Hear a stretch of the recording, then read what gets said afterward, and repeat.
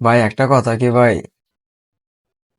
তুমি যখন ভালো কিছু করবা, ভালো কোনো চিন্তা ভাবনা করবা, তোমার নিজের ঘরের মানুষই না ভাই, তোমার শত্রুমি করবো।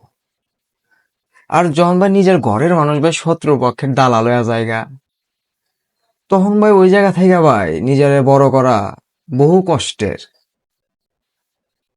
ভাই বুঝি না ভাই, এখন না, মানুষ মানুষের এত শত্রু বলার বাইরে ভাই। যেখানে ভাই একজনের ভালো আর একজন দেখবার পারে না, সেখানে কেমনে ভাই একজন আর একজনের বড় হইব। সবাই ভাই যার যার স্বার্থ খোঁজে ভাই। স্বার্থটা যখন পাওয়া যায় ভাই, তখন তারা আপনার খুঁজে পাইবেন না।